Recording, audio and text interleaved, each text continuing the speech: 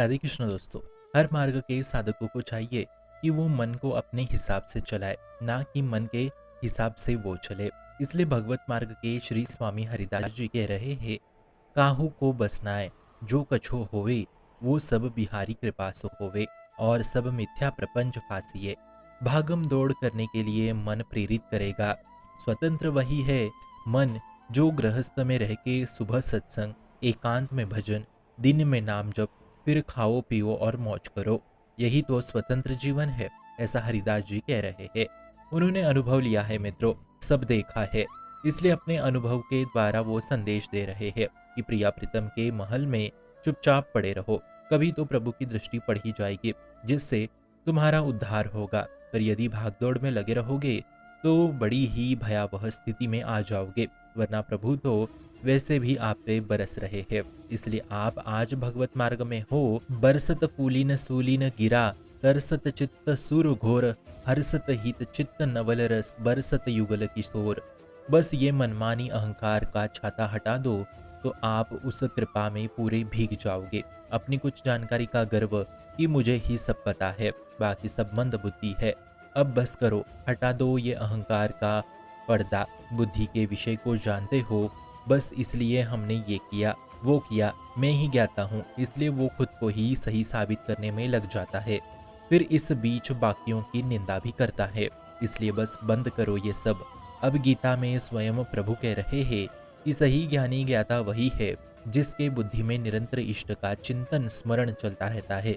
इसलिए अब विश्राम कर लो। परमानंद की प्राप्ति के लिए शांत हो जाओ, अनन्य हो जाओ, दृढ़ हो जाओ, आश्रित हो जाओ। ये मन के पीछे मत भागो। गोस्वामी तुलसीदास जी रामचरितमानस में कह रहे हैं, मेरी बनाई ना बनेगी लो, और आपके बनाए बनेगी पल पाओ में। अर्थात हे रघुनाथ, मेरे बनाए तो कुछ भी नहीं बनेगा, परंतु आपके बनाए एक पल के एक चौथाई क्षण में बन जाएगा। मैं करोड़ों कल्प तक भी प्रयास करूं तब भी आपके दिए हुए सुख तक मेरी पहुंच नहीं पहुंच सकती, और आपकी कृपा से एक पल में बात बन जाएगी। यही विश्राम है। इसलिए आज ही स्वीकार कर लो कि हे शामाशाम, आपके बिना हम कुछ नहीं, और एक साधारण मनुष्य कर भी क्या सकता है। प्रभु के बिना वो खुद से एक श्वास तक नहीं ले सकता। जिस शरीर पे वो अहंकार करता है, वहां से आत्मा ही हटा दी जाए तो उस शरीर का क्या ही अस्तित्व रह जाएगा मित्रों। इसलिए दैन्य हो जाओ, अहंकार रहित हो जाओ। हम में कोई बल नहीं, अगर कोई बल है तो वो प्रभु का है। बस उसी प्रभु की तरफ देखो तो आप परमार्थिक साधक बन जाओगे। और अगर शरीर के अहंकार को देखो तो वही जीव देहाभिमान कहा जाएगा, और देहाभिमान जीव को पुनरापि जन्मम पुनरापि मरणम पुनरपि जनने जठरे सहनम।